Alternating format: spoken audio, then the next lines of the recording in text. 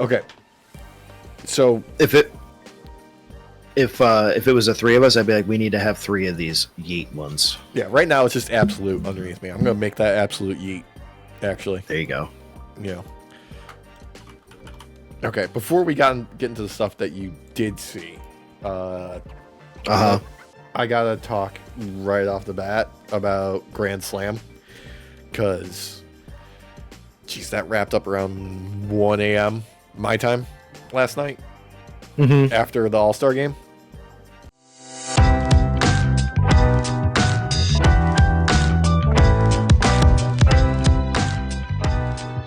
It was kind of a success in spite of itself, is Okay. kind of how I'm feeling about it, because the week leading up to Grand Slam, a lot of people were being like, all the little things has like just added up to like the IWC deciding that they were just going to bury the show itself.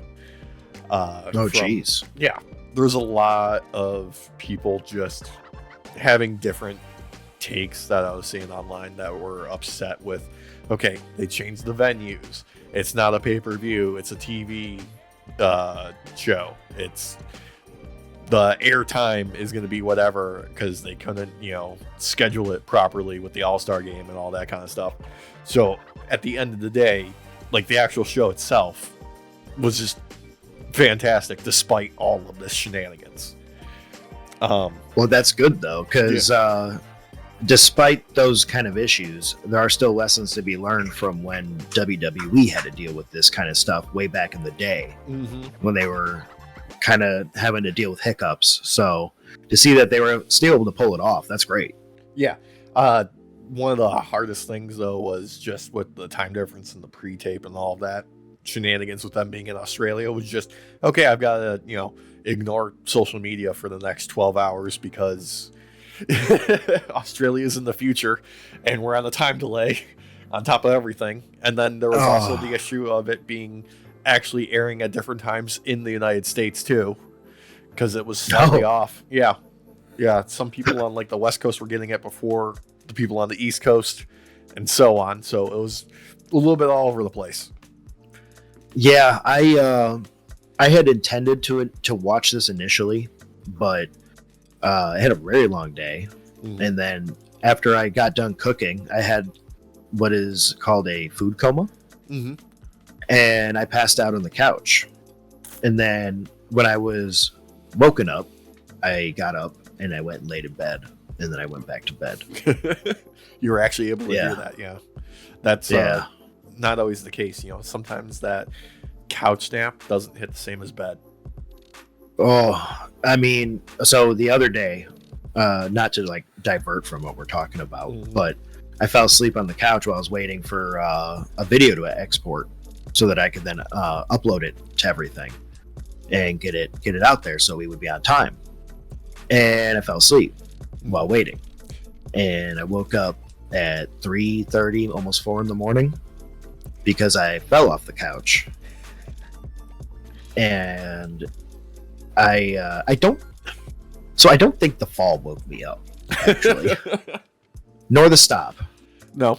I think I woke up because I like poked my eye with my hand, like probably a minute or so after. So no joke, falling off the couch does not always wake me up. Like it's crazy.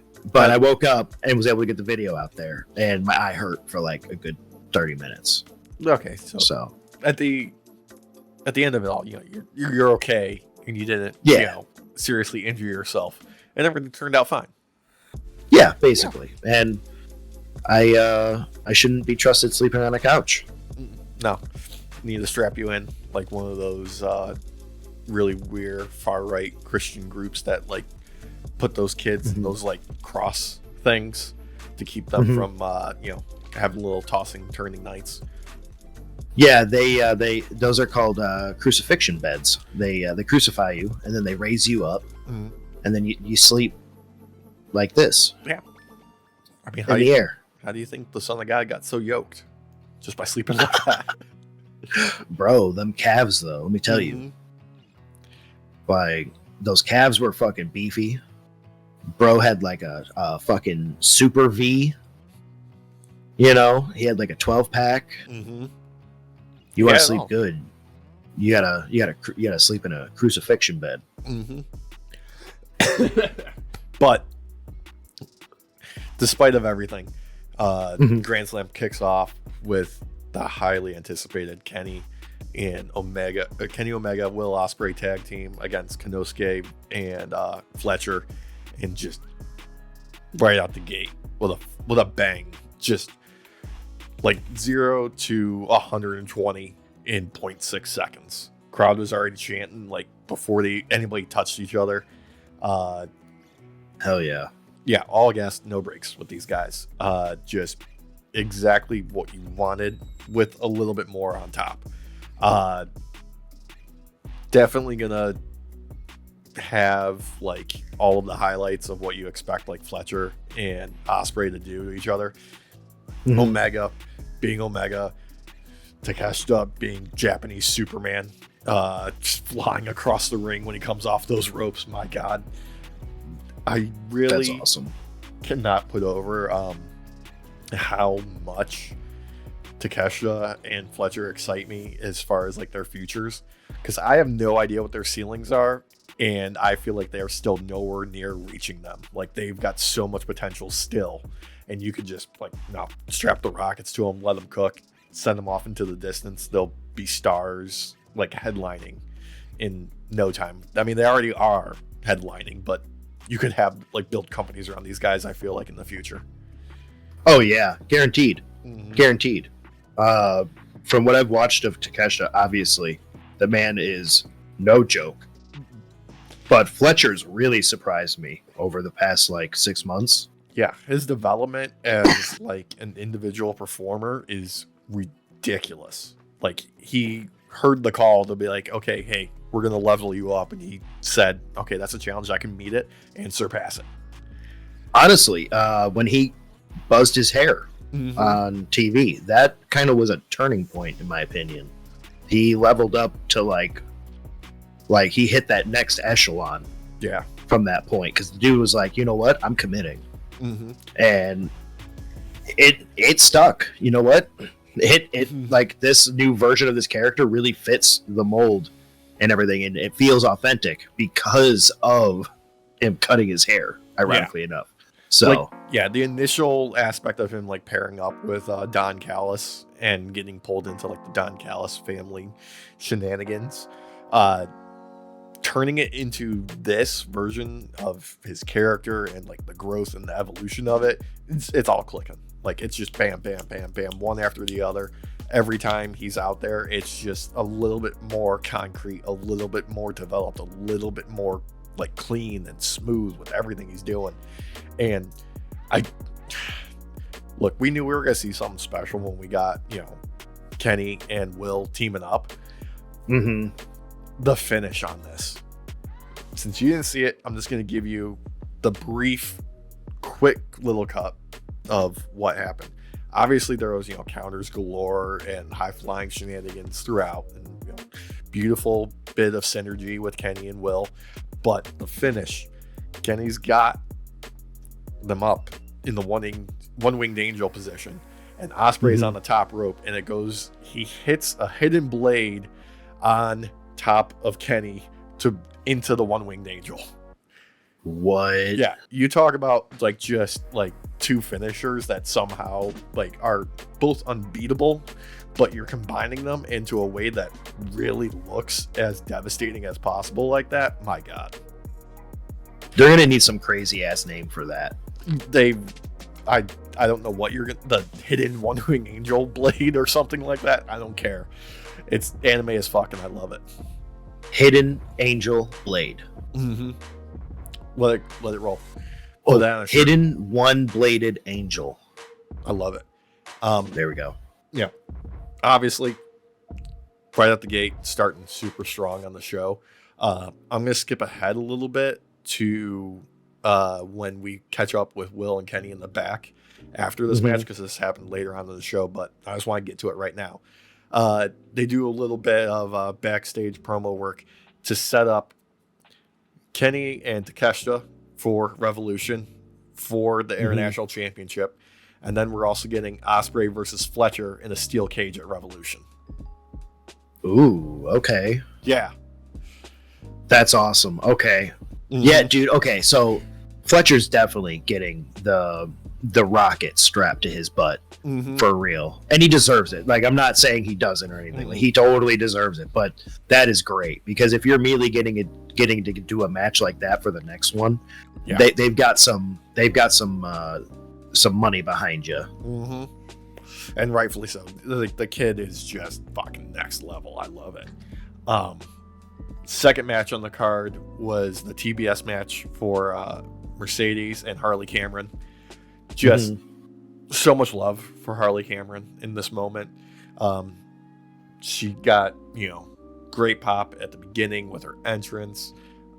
Really has everything working for her with the crowd, being in Australia, getting everything that you want out of it. I mean, she's got a long way to develop, like, in the ring. But this was, solid match with Mercedes, like, able to, like, work with her, and they weren't doing the most complicated stuff, but they were having fun telling the story in between the ropes. Great use of her Mercedes puppet in this too, both like taunting wise, and there's a great shot of like her coming up from the outside of the ring with the puppet, and the puppet's got like the angry eyebrows. It worked so well.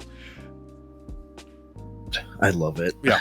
Like, you got to have that little bit of ridiculousness in wrestling still, because at the end of the day, it's an exaggeration, it's storytelling. Yeah. And I'm sorry, but having something like a ventriloquist, like being in a pay-per-view, to me makes it all the better. Yeah. like, come on. And there's a great moment where Mercedes got her hand on the puppet and kicks it. But the way that she kicked it so hard that it flew up, over, and around behind her out of the ring. Were you kidding me? Yeah. It was one of those ones where it was like perfectly accidental. You couldn't replicate that on purpose if you tried, with just the way that it arced.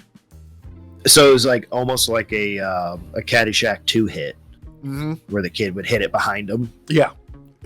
That's great. It was perfect. But I love it. Yeah, just solid match between two wrestlers that are on completely different levels, but it still worked fantastically. Oh, that's great. Yeah, because I really like Mercedes. Harley, I'm new to. Yeah, I admit, but I've liked her last few showings in Dynamite and all that. So yeah, like she's shown just kind of like over the promos and in the ring and stuff like that. Like, yeah, she's new to it, but she's been new to a lot of different things, and she has a surprising number of talents, including speaking Chinese. Like, we didn't see that one coming. Huh. Yeah. You could make like a puppet of like one of her rivals, and while the rival is doing a promo, have the puppet do the same promo but in Chinese. She probably could do that very easily, and we'll all still be surprised when it happens. Well, okay, so what dialect is it? Like Mandarin, Cantonese? I don't know, because there's a enough in order to understand which one it could have been. Yeah, I would assume Mandarin just because it's so popular. Well, that's why I said Mandarin or Cantonese, because those are like the main two. Yeah, I've tried both. Real hard, especially because like I'm the type of person, I don't know about you, but I'm the type of person who, when learning, I need to basically see it, hear it, and write it. And if I do all three, the chances of it sticking in my brain go up a lot. Not 100%, but they go up a lot. So like from like 8% probably to like a solid like 23. Yeah, I need to do it on top of all that too. Like, I need to and say it out loud and everything too. Yeah. When I started trying to learn Chinese, specifically Mandarin, there's like 3 different ways to write shit in a lot of the Chinese written language, and it's a lot of it is either like a thing, but it can also be like a feeling. And I got so confused. so confused that I was like, I don't think I could ever teach myself this. I would literally need a teacher to actually walk me through this, because I don't, like, it was too much. I don't doubt it. I mean, I feel bad for people that have to learn English as a second language, because that's a whole nother bag of worms. When trying to explain to someone how there is the word there, but there are 5 different versions of there or more. Like, let's not even get into homonyms. Like, that's some advanced level, like, you'll get it when you get it type of shit. Oh man. Or like lead and lead. No. Oh god. Oh, it's so bad. English is so horrible. It's a mishmash of like 30 languages because they can't help themselves. They have to colonize. Yeah, sounds about right. Anyway, back to the show. We had Death Riders, Mox and Claudio versus Cope and Jay White in Brisbane Brawl. I cannot get those 2 words together. It just doesn't make sense in my mouth. Kind of exactly what you expected for this match, except for a very wholesome moment when Copeland comes out during his entrance and the crowd is just singing along with his entrance music, and he's just like absorbing it and breathing it in. Like, the dude looked like he was like so happy he was about to cry in that moment. It was very awesome. But hell yeah, he was on his A game, obviously, just loving every minute of this random ass brawl. I mean, that's what it was. This was one of those things where you have to just kind of like accept there's gonna be some slight changes because they're in Australia, and so they couldn't bring their usual like setup, because obviously the ring, not going to ship that overseas, so they're probably using somebody local's ring. It's a little bit smaller than most everybody's used to, but like the tables for the table spots are a little bit shorter than you anticipate, so there's a moment in your head where you're just like, oh, I hope they can adjust for this. Definitely. Is it like half the size? Because I'm sorry, like, is it so noticeable that you're like, oh, that's tiny? I wouldn't say tiny. It was just very much of like, that is noticeably smaller, you know, where it's just like, it wasn't like the level of like the Japanese tables where you're like, oh no, that son of a bitch ain't gonna break. It was still very clearly a folding table that you're like, there is a good spot for somebody to fall through there, but the window for where you could get seriously hurt by hitting it wrong is much tighter. Okay, so that's where my brain immediately went to. It was like, so these are dangerous then, because you hit this wrong, you're getting impaled. Yeah. Lots of just great punishing weapon work in this one. It's what you expect with like a no DQ, like street fight style match.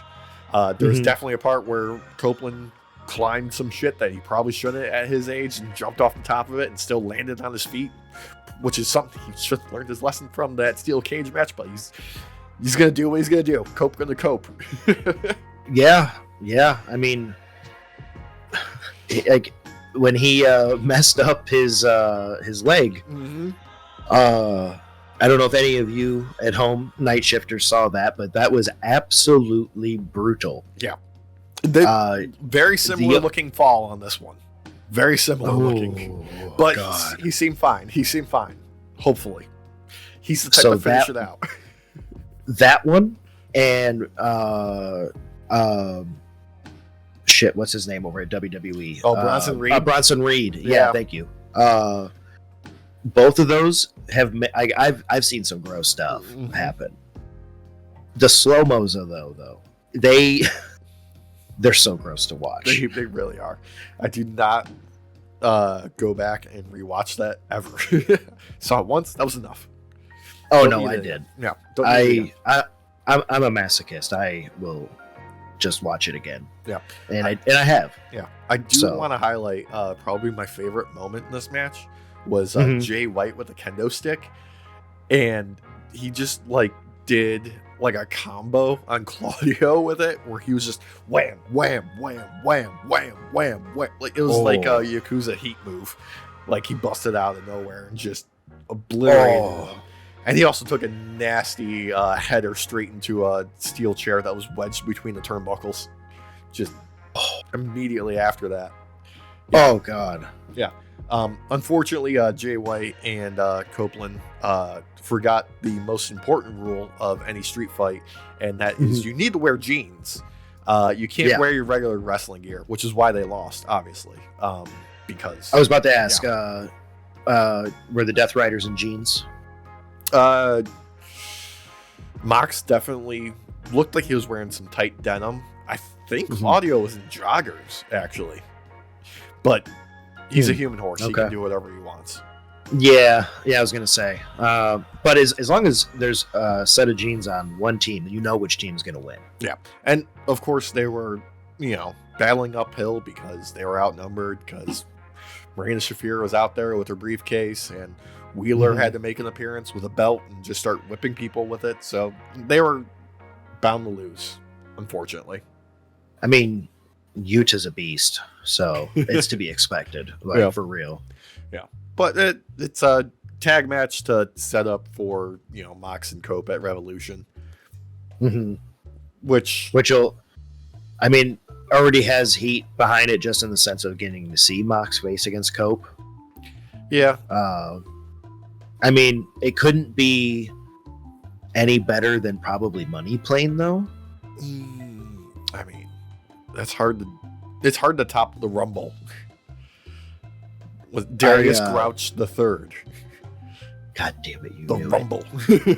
He knew it. He did know it. As soon as you said the Rumble, I knew you knew. Yeah. But when you said Darius Grouch the Third, that's when I knew. Oh yeah. That you knew. If any of you at home who haven't seen it, he's Adam Copeland is in a movie called Money Plane. Oh, is it bad? Oh, dude. Nothing worse than Joey Lawrence's hair plugs in that. For real. But I'm looking forward to that. I will watch them face off one-on-one for sure. Yeah, I'll definitely be tuning in the Revolution regardless. I was planning on it anyway, but now we got, the Ospreay and Fletcher match in the steel cage, and we got, Kenny going for an international belt. I was sold on it already. Now I'm just seated for it. I'm seated for it already. Yeah. But Copeland versus Mox, I'm anticipating this hopefully being the build, or at least close to the end for the whole Death Rider arc. If Cope wins and takes the belt off of Moxley, I will not be upset. I will be even less upset if immediately after that Christian cashes in his little contract that he's been holding on and we get some action there. But really, I want them to get through all these steps so I can have Adam Copeland and Christian Cage tagging together as a team, being smart ass motherfuckers, both in between the ropes and in personality. I love when they're jokey, smart ass little petty bitches. That's my favorite version of those two. And I want them to just do that. Just do it. I feel like it's inevitable that Cope is going to take the belt off of Mox. Yeah. So we were both infatuated and disgusted by the Swerve Page cage match. For many reasons. Yeah. Not just the last one, but the first one too. A lot of blood. Lots of blood. Drinking blood too. It was fucked up. Yeah. Vampire Cowboy. Yeah. And Mox is no joke either. Like, he had those fucking acupuncture needles stuck in his head that I thought was pasta. Yeah, the skewers. When I initially watched that. Yeah. Oh, they were skewers. You're right. Yeah. Yeah, I thought that was some fucking spaghetti, and I was like, uh-oh. But I feel like this is going to be an actually bloody battle. Yeah, Mox is a sick son of a bitch, and Copeland's old school carny motherfucker. He'll do some shit. Like, watching him, like, old school WWE for him, and watching him now, and yes, he took some crazy chances back then. Yeah. I feel like the chances he takes now are even crazier. A little Personally, bit, yeah. He was always at his best when he was like a wrestler like Jay White is, where he is a counter style wrestler. It's like whatever you throw at him, he has a counter for. For a guy of his size, it's that much more interesting.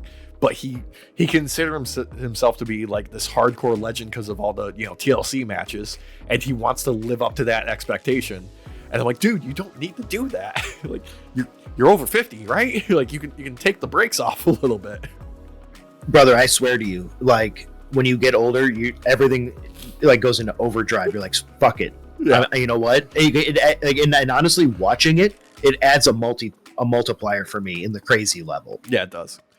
Because like I've thrown my back out so many fucking times from sneezing, from putting a sock on, a fucking sock.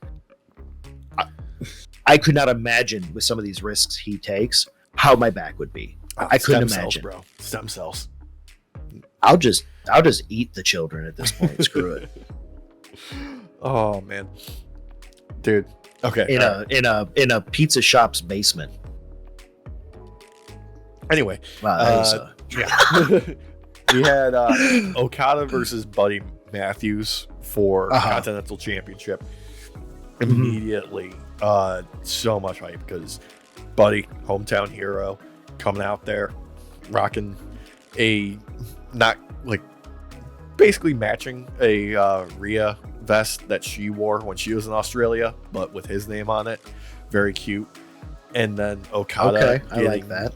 A little bit of extra to his entrance with these fucking lasers that just look fucking rad dancing around him when they're doing the intro. Oh, so cool. Hell yeah. Yeah, but my God, I feel bad for Buddy because he's got that Dolph Ziggler power where he is so good at bumping and selling that people want, like, he's too good at getting his ass kicked. That's what it is. Like, he's got everything else locked in, but he's so good at that. That is the only thing that people are going to see him ever do in the ring, is because, like, he can do everything. He's got this explosive, like, ability to get right out the gate and just charge and do these devastating looking athletic maneuvers. But he takes a hit and sells like he's been shot with a shotgun, and it's so magnificent. You're like, I'm sorry, buddy. We gotta watch you get your ass kicked. That's what's gonna happen. You would think someone like The Miz would take a page out of like a Buddy Matthews book. Yeah. Because like if you're willing to take bumps like that, or like Dolph Ziggler's book, like if you're willing to do that every time, you might not wear a belt. Yeah. You might not. But you're gonna keep getting work. Yeah. Like you're always gonna get work. Yeah. This is like, he is one of those guys that you want to see on a roster because he's going to be valuable regardless. Anywhere you put him, he's going to make the most of it. He's basically the glue, essentially, to make the others stand out. Yeah. And that it's unfortunate for him in that sense, but it's also fortunate because brother's going to eat. He is. He's going to feed families. For real. Yeah. And God, him, Brody King, the Hounds of Hell tag team name for them, just like build these guys up, throw them into a match with the Hurt Syndicate in the future, because that's going to be amazing. Yeah. But overall, like, this actual match, just number one, Buddy, awesome. Okada doing his Okada shtick to the top level, just as it always is, builds up slowly in the beginning till you reach a point where he just kicks it to that next gear for those final moments, and you're biting onto every near fall, like just believing that this is the one, and no, they keep going. Just perfect. That's one of the things I've always liked about Okada. If any of you at home haven't seen an Okada match, I highly recommend it. Especially his like older New Japan days when like he basically took over New Japan. Yeah. Like, watch some of his runs during the G1. Just do that. Yeah. Wrestle Kingdom 17. Watch that. The man is like J.R.R. Tolkien in the ring. He leads you on a journey. Mm-hmm. It's a 3-part series. Yeah. Could arguably be 9 parts if you actually read the books, because it is still split up even more inside of the books. There's more books in books. Yes. And there's some appendices too that you could probably peruse. Yeah. Highly recommend the Okada Marillion, which is very similar to the Silmarillion. Yeah. Slightly different. There's more money involved. There's a lot more money involved. And lasers too, actually. Yeah. Seriously, I hope they incorporate this entrance into all of his entrances going forward, or at least any of his big matches, because those lasers just look fucking rad. Oh, hell yeah. Well, okay. So it has to be said, though, because I do have a bias towards Okada. Yeah. If you at home couldn't tell, I love me some Okada. Yeah. Been watching him for years. And one thing has always rang true. Okada, even though he will dominate you, he will make you look like a threat still. Oh, yeah. So to see that Buddy is not only going up against Okada, but doing it at what technically should have been a pay-per-view, and in his home country, like, that's just gonna raise him. Yeah. Like, if he's seen as a threat to Okada, he's a threat to many others. Yeah. So, and that's exactly what you want. It's just unfortunate that the finish was, him getting cheap shotted in the junk and then rainmakered into a pin. But you know what? That you got to cheat to win when it's somebody that you're treating like a threat to the actual, reign of Okada. So that it leads right back into him being the J.R.R. Tolkien of wrestling, Alex, because you get this long ass fucking journey just to watch someone drop a ring into some lava, and then just magically home like a month later without any sort of passage of time. So, well, no, they had the Eagles after that point because it was safe for them finally. Well, no, that's what I mean. Like, you get the Eagles are fast travel. Speaking of cinema, we had main event, Women's World Championship, Mariah May, Toni Storm, timeless Toni Storm. Just, my God, like, you could feel the crowd coming back up for this. I mean, they were on fire for the entire night, despite there being like a Ring of Honor show that was taped before all of this. So you got to give them credit for, getting up on their feet and just biting onto everything that they could. Really don't want to give too much away for this actual match. If people haven't seen it, go back, watch this, because two of the hardest hitting women in wrestling, just going at it, having a blast, making it as physical as possible compared to their last match, which was pretty fucking physical. But yeah, kind of a question. Yeah, are you not wanting to give anything away because this match might be considered timeless? You could say that. You could also say that this is probably the first time that you can see on television someone getting their tits ripped off. I'm kidding. That was just a sign in the crowd that I spotted. That was fucking hilarious. I fucking love the signs in AEW, man. Yeah. Like fucking Fan Game is like 100% stronger sometimes, in my opinion, when it comes to signs versus like WWE. Sometimes, yeah. They're a little bit snarkier in AEW and a bit nerdier because there was one. I'm trying to remember what it was. Okay, I got it. It was when Kenny was making his entrance. Somebody had a sign that said remaster Simpsons Hit and Run. And Kenny stopped and was like, yes, do that. Okay.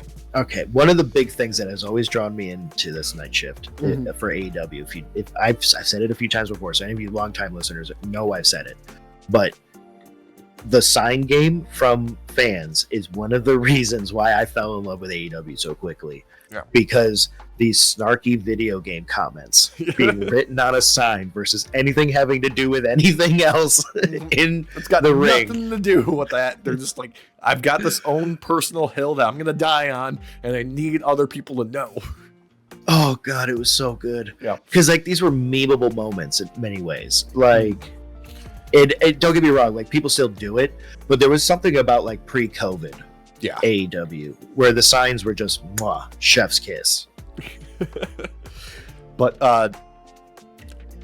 the finish of this match was a bit unexpected, but also a fun bit of storytelling, because we basically got, you know, just Mariah May and Toni Storm just hitting each other back to back with just finisher after finisher, stealing each other's finishers, just trying to find like the one that's gonna put their opponent in the ground, and then Toni Storm wins with a roll up, which is how she had gotten like all of her other victories when she was portraying herself as a rookie.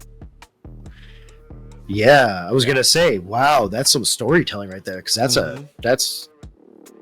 a nifty way to win. What the fuck? Yeah, and that definitely means probably Revolution or close to. We're definitely gonna see a stepped up rematch with the two of them. Let's raise the stakes again. Let's raise them.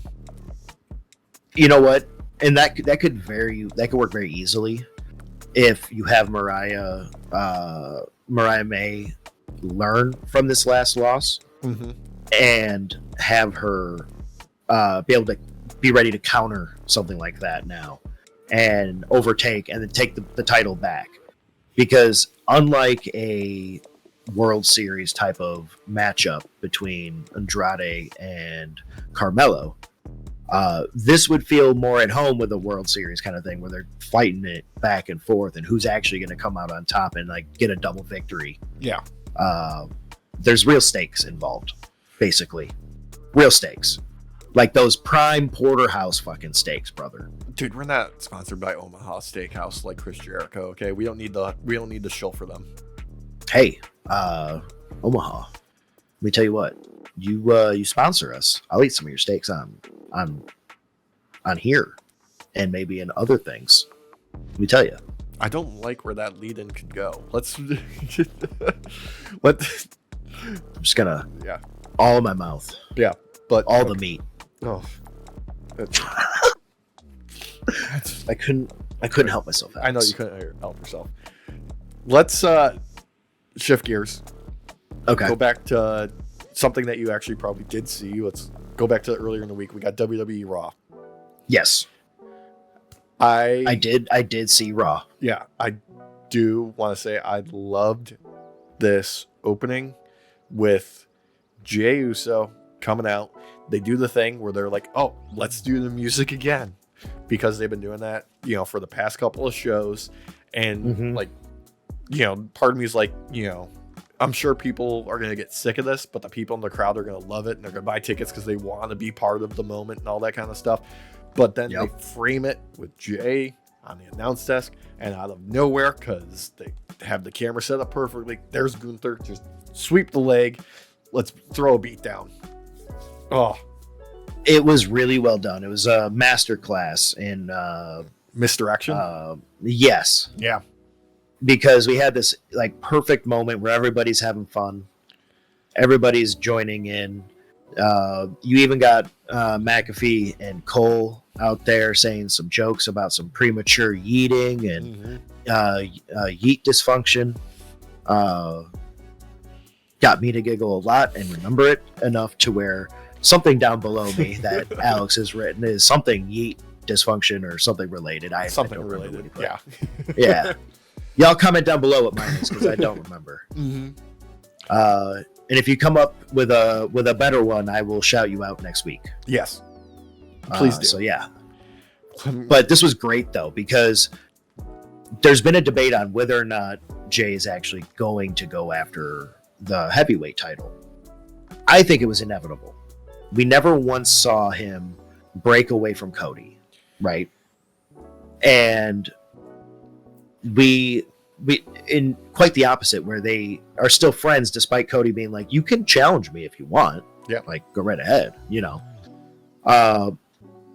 Gunther coming out sealed the fucking deal. Yeah. Basically. And it was done in such a great way where Gunther actually looks strong again.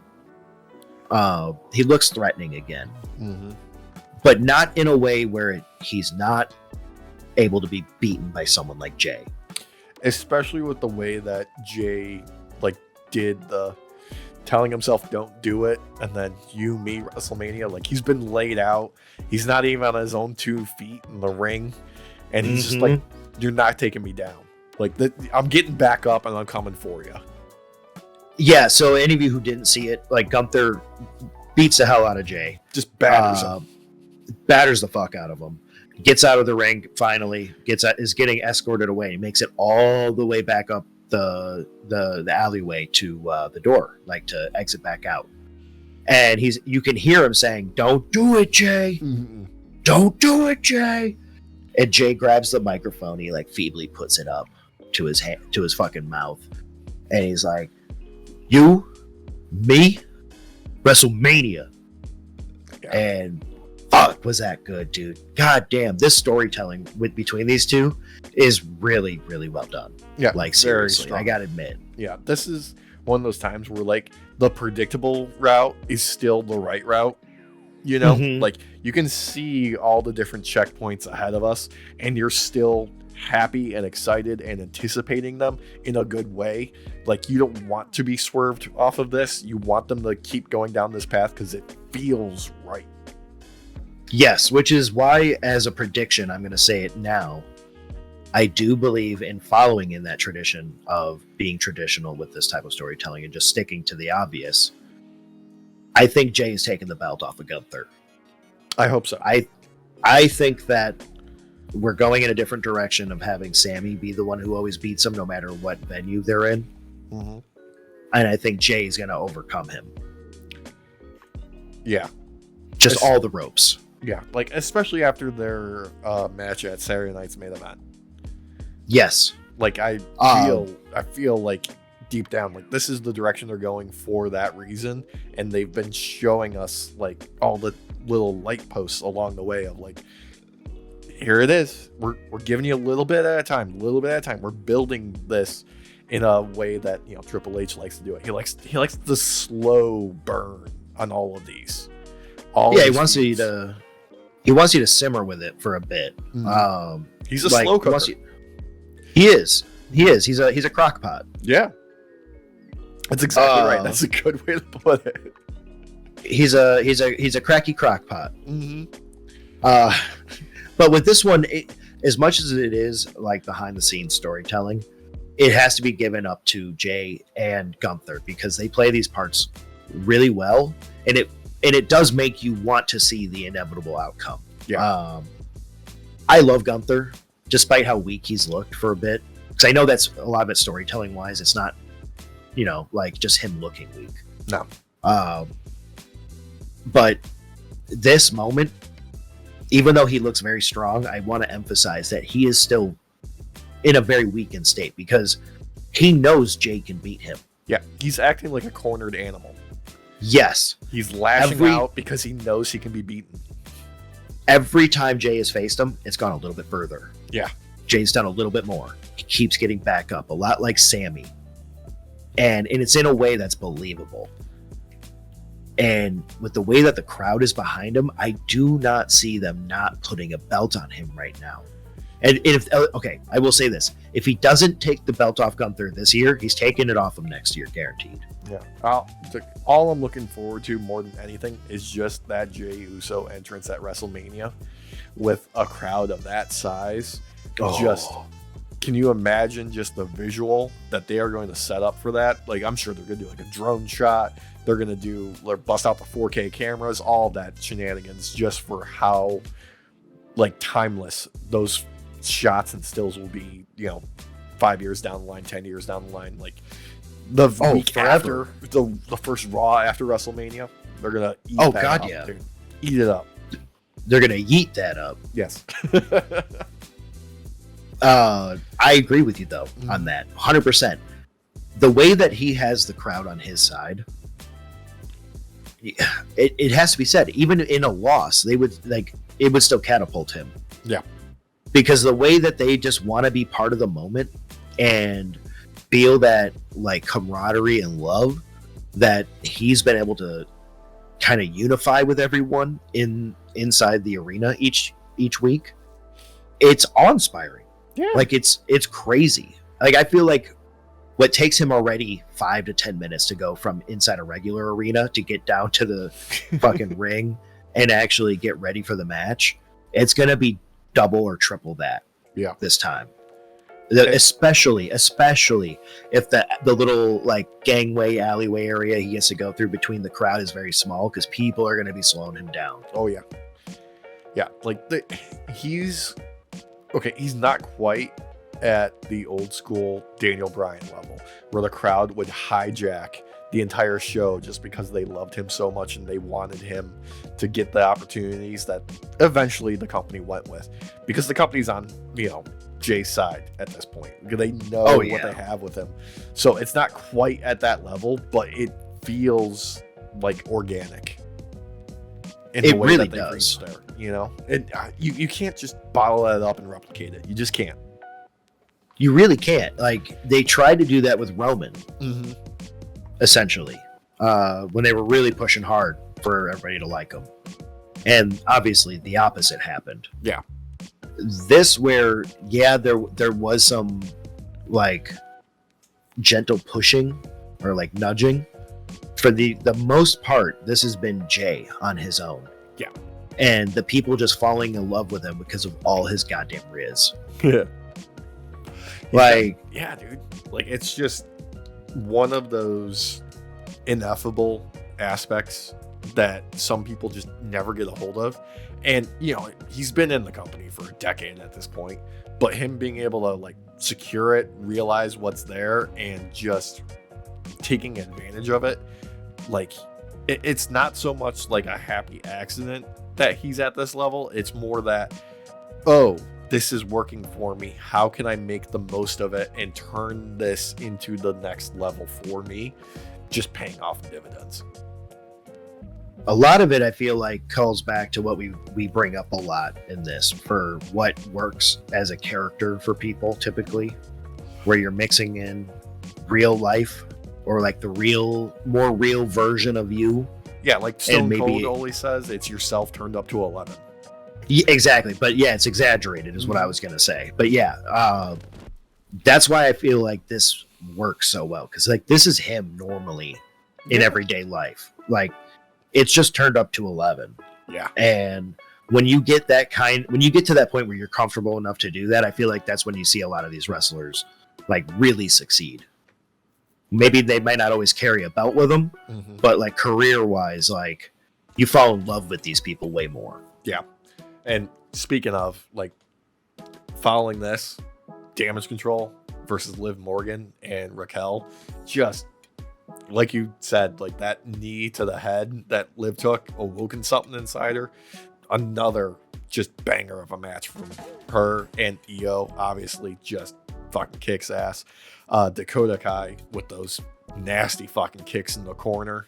Just and then of course, the bit with Raquel using Liv as a weapon just continues to tickle me. It's great. Me too. I feel like the women's tag team division has a lot more weight behind it right now than the men's, whereas like the storytelling is more chronological and easier to kind of follow along with. There's less chaos about it, partly because I think most of the women's tag team matches you see are on Raw, but there is just something about the way that Liv has been wrestling ever since that knee to the head. Yeah. Like, especially when she's going up against Io, the way that these two work together, it's like magic. Like, it's seriously magic. I don't know. Like, it's like once in a lifetime when you find someone you can wrestle against someone like that and have it never be fucking boring. Like, it's that, like, we are destined to wrestle each other like career rivals, like Cena and Orton, Like, we're just gonna go out there. We're gonna just do whatever feels right, and we're gonna kick it into next gear, and we can wrestle for 20 minutes, no problem. Yeah, and my only real complaint about this match that I have is not even about the match itself at all. Literally, it's fucking Raquel's pants. Dude. Just fucking decide: are you gonna wear pants, or are you gonna wear the fucking like fucking underpants fucking thing? Like, it bothers me. It bothers me. Not only does it bother me, it doesn't look comfortable. You know what bothers me is like the brown turd design on the front of her gear. That too. That too. That doesn't work at all. I don't like that it's like tied up to make keep the pants on, the pant part. Yeah. And then it'd be one thing if it was like tied up, but it was like butting up, like each fabric piece was touching. Yeah. You know, like it was like sewn together, but like this outwardly sewn. But there's such a fucking large gap. It's like 2 goddamn inches. It's like decide. Fucking decide. Choice, one way or the other. One or the other. Yeah. But really, the important thing in this whole aspect was the backstage action with Io and Rhea. We're getting, championship match post Elimination Chamber. Mm-hmm. Yeah. Yes. Yeah. Okay. I know this is meant to be a serious moment, but Io couldn't stop fucking smiling. Yeah. Because she was having so much fucking fun trying to be mean to Rhea. She can't help herself but be adorable. Yeah. I'm a huge Io stan. Absolutely. That sold it for me even more. I'm not going to sit here and say that Io would take the belt off of Rhea, but I feel like she's a real type. Like, when you consider someone who should be a contender for that belt again, she's one of them. Absolutely. Like, she's got that ability in between the ropes to just be like, no, Hall of Famer already. Oh yeah. Easily. Yeah, Garrett fucking Teed. Yeah. Crowd favorite, undoubtable. Nothing you can do. Like, keep her around forever.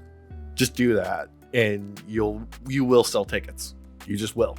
Put her on the card. People are going to want to see her wrestle her ass off and put on a fucking show. Yeah, having watched her wrestle live once, like, and against Liv too, it's insane. She puts herself on the line whether she's on camera or not. Yeah. And same thing with Liv, it's got to be said. These two just wrestle so fucking well together, man. Yeah, and it goes to show you, especially with Liv, that eventually, like, the work pays off, because there were years that you would see, like, her put footage up of social media of, like, I'm at, in the ring training. I'm at training camp, practicing like lucha moves or whatever. And it's just been like, no, you've seen the growth over the years from her, in NXT to her main roster call up to, the piss poor creative that they did with her to the, very poorly put together documentary that they, deleted from the archives and everybody saw it. And it was too late to where she is now. Like, it's worked. Like, she's, she put in the hours, the time, the energy, the effort, and it shows. She got hit in the head in the correct way by a knee. It has to be said as well. Yeah.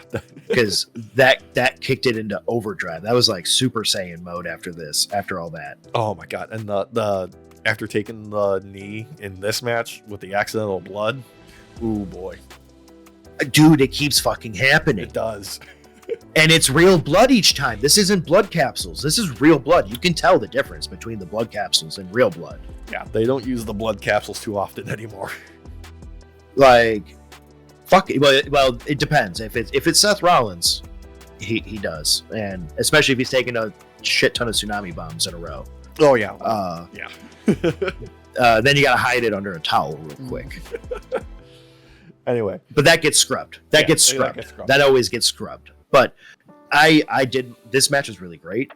It did end though the way that I expected it to. Yeah. I feel like we're getting to the point where they're making us more comfortable with the idea of Liv being a tag team champion. Yeah, they're running that back with her and Raquel. Yeah, I feel like they're easing us into this idea that instead of going after the big belts right now, they're gonna have her be a tag team champ here in the future. So as long as they keep having stuff for her, I'm happy. Yeah. Oh yeah. And as much as I might like talk shit about Raquel's outfits choices, because God, they're awful. I'm sorry, they're so bad. The poop design, like, did no one tell you that that's poop? Apparently, that's poop. It's not right. But like, Liv, I feel like Liv can bring a lot of flair to the tag team division now. Mm-hmm. I just worry that maybe Raquel might drag her down.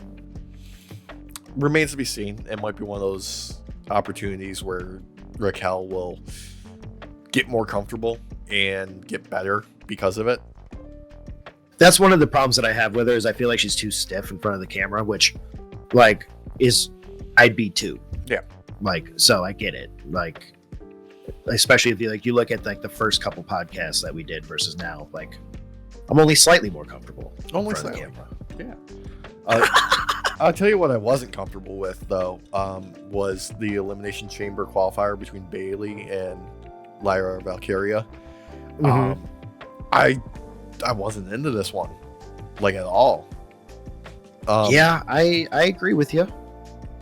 It didn't, like, there was something miscommunication or something, or maybe it was just me. This one didn't feel right at all. Like I know both of these wrestlers can do great, but I just don't think they had any chemistry together tonight. Yeah, so what really kind of drew me out of it was that attempted roll up where Valkyria just kept rolling into the ropes. Yeah. That was really awkward for me. And you could tell that like that wasn't meant to happen because of the look on Bayley's face. Mm-hmm. I don't know. Like I don't know if it was like them not having an idea of what to do with this match beforehand. Like, was it last minute? I don't think so. I don't know. It didn't work for me either though. Like it wasn't bad. I don't want to say it was bad. No, it wasn't like, it was definitely not like a 1 or 2 star match. Like this was a very middle of the road match. Yeah, it just wasn't up to the standard that I expect of them. How about that? Yes, agreed. And unfortunately, this is one of those instances where a belt holder losing is not a good thing. No, not at all. She looked extremely weak coming out of this, especially when Bayley helped her back up, which normally I think is cutesy and fun and think it's very good for camaraderie ship and all that. You're a belt holder. You should slap her hand away and be as competitive as fuck. Realistically, I wouldn't have booked this match to begin with. Like, no. keep Bayley in there and have Bayley win, but have her wrestle somebody else. Like, Valkyria should be doing IC title stuff. Yes, okay. This is my issue with it. She's the ICE holder. She's the inaugural.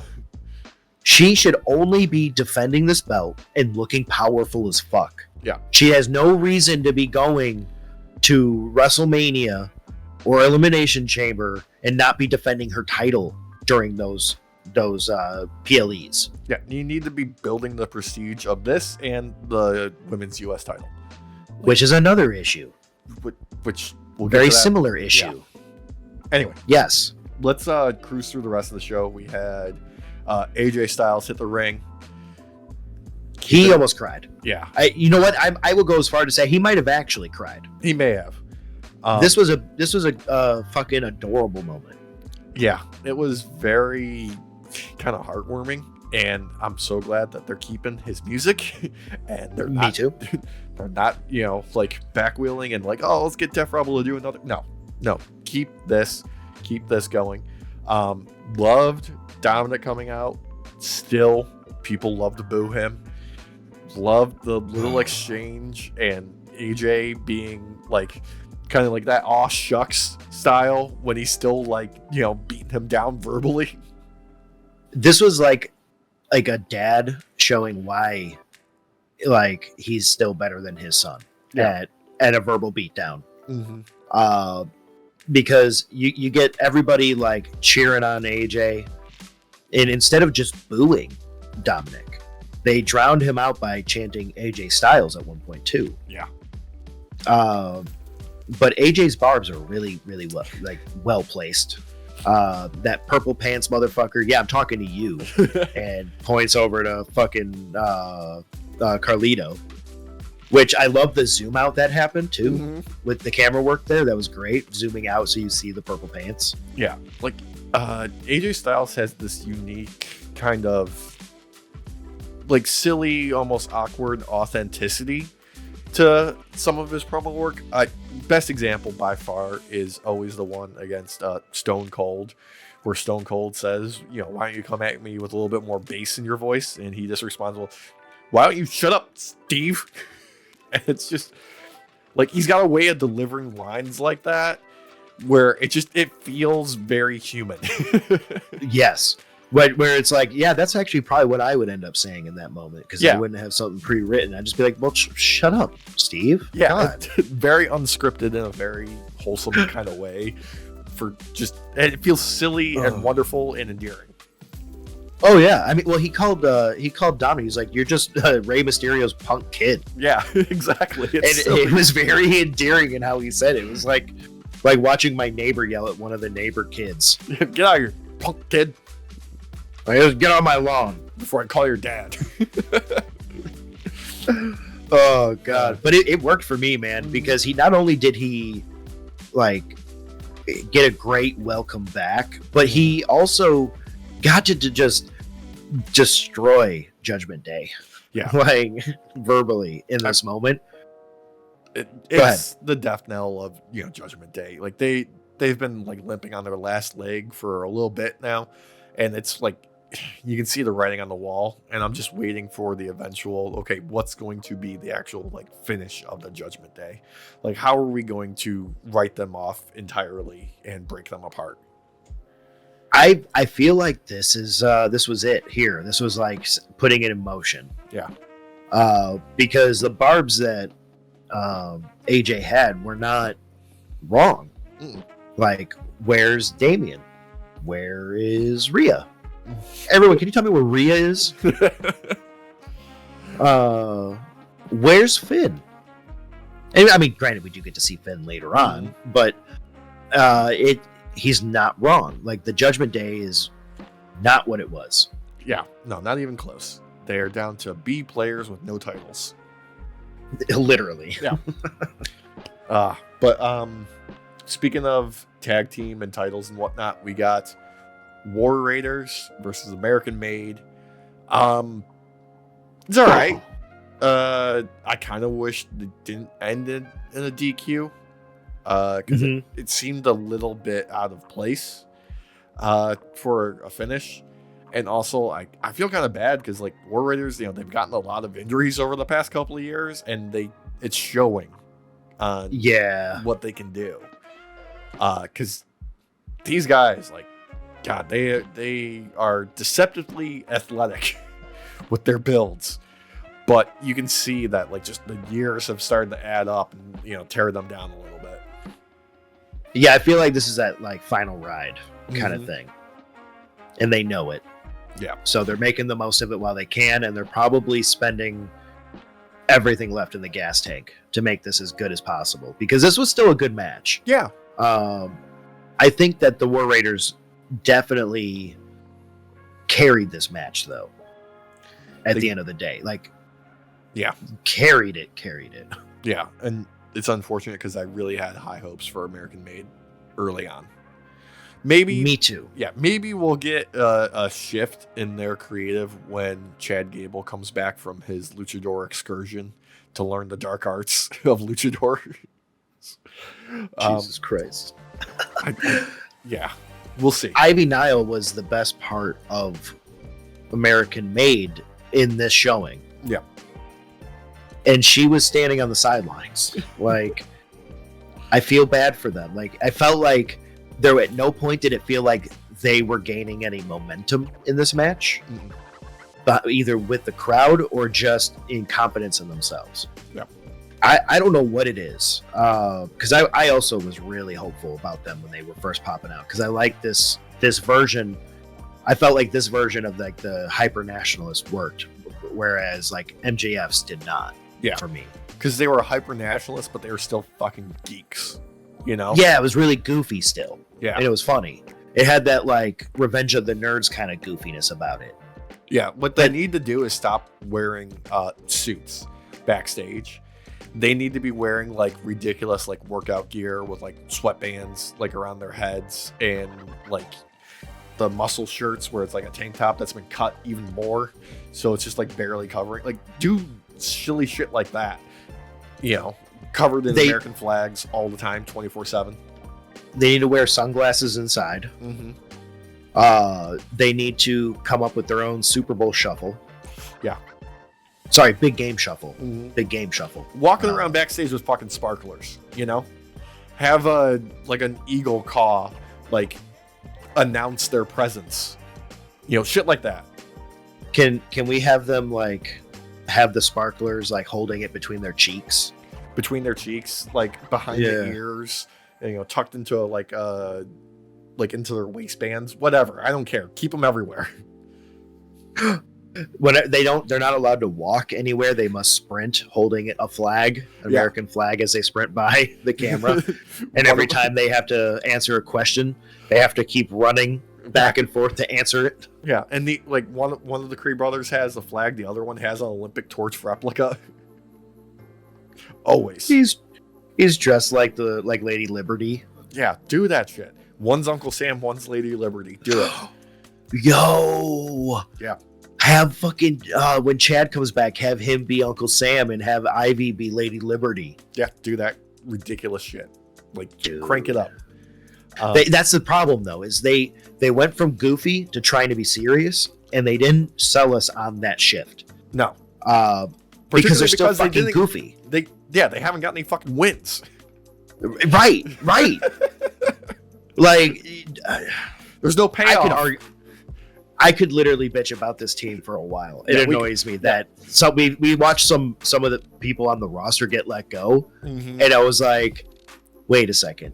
I know I have made fun of Authors of Pain many times. Yeah. Do not get me wrong. You can go back to the older podcast episodes, and I have mocked the fuck out of them. But at no point would I say that they deserve to get cut before fucking American Made. There's no way. There's no way. Yeah. Oh, man. They were silent killers. Yeah. Make something out of the characters. Just do something different. That was the funny part about it to me, though, is like after seeing this, because imagine if it was in this match, if instead of American Made, it was the Authors of Pain. It would have been no joke, just a fucking, you know, meat explosion of just big dudes ramming into each other and doing big move shit. And you could have had it done really well where AOP gets surprised and blindsided by how athletic the fucking War Raiders are.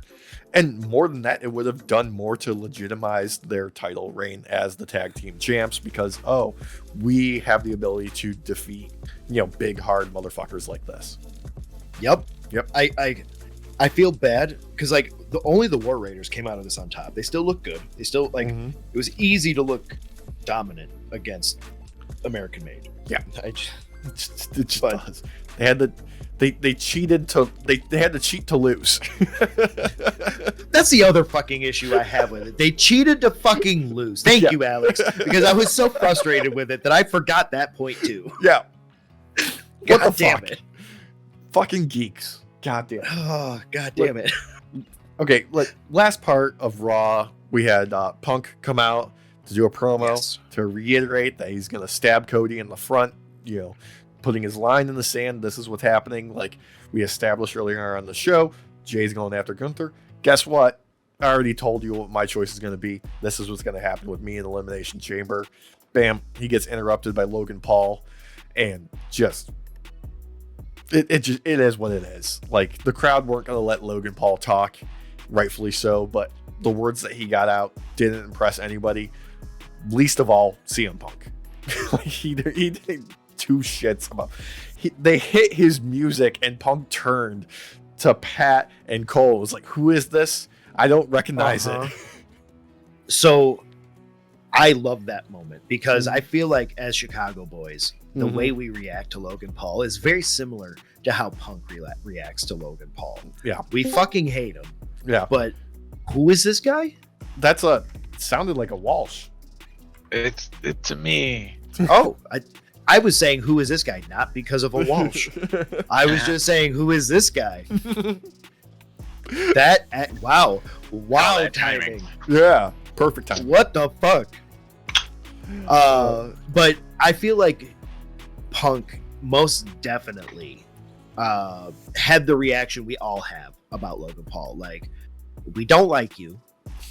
We don't know who you are enough to ever try and like you, because the little things we do know is awful. Yeah.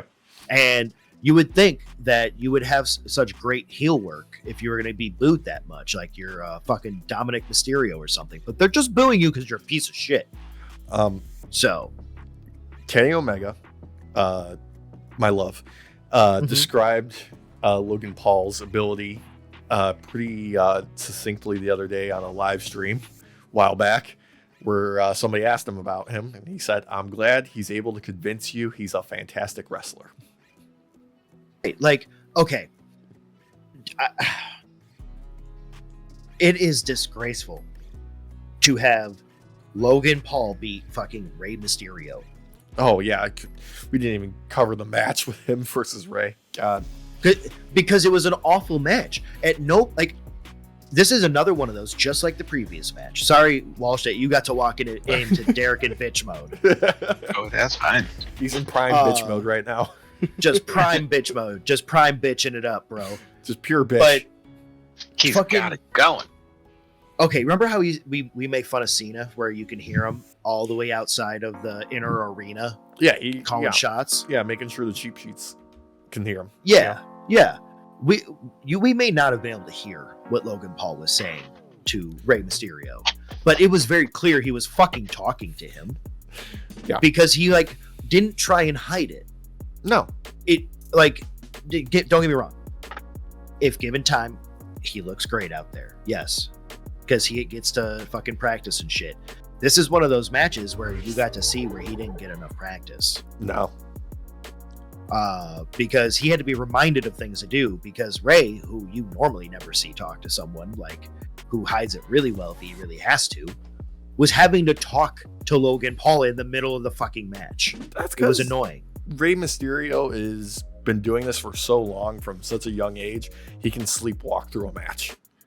Right. And when you have to wake someone up who can sleepwalk through it to get help getting through the goddamn match, come on.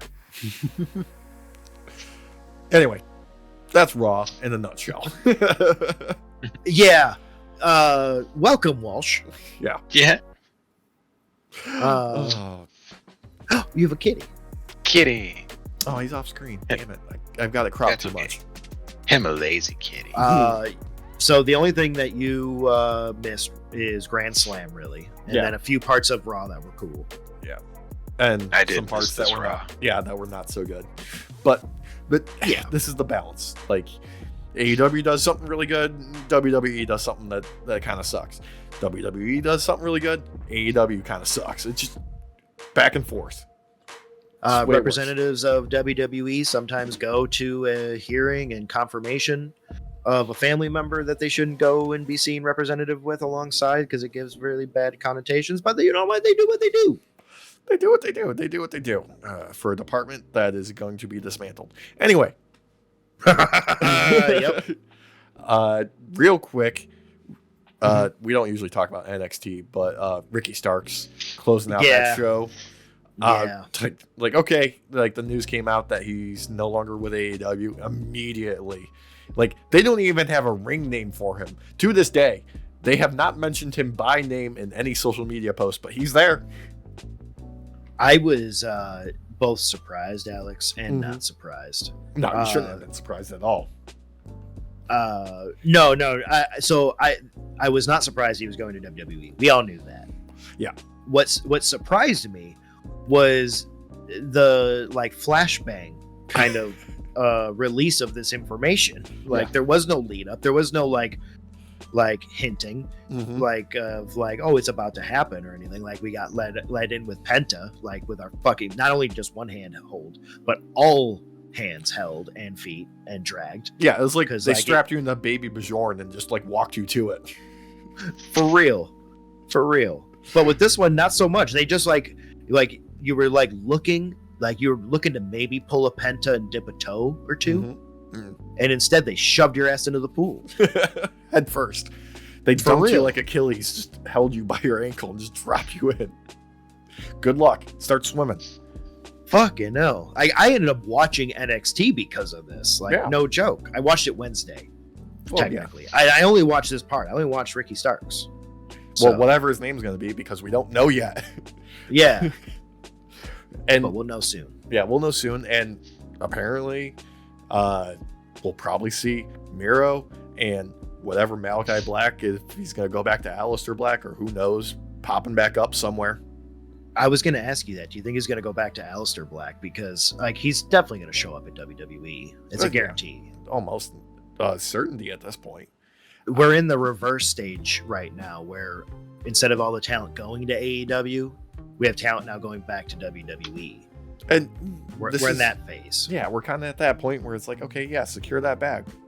Do it. This is what competition is good for. Yeah, no hate. Yeah, it leads to competition. Yeah. I just wish, some wrestlers would be a little bit more diplomatic about it so we don't get fucking AEW pulling bullshit like they are with Rey Fenix and extending his contract just because, Conan couldn't keep his fucking mouth shut. Yeah. AEW prison is real. It's real. It's a thing that's happening.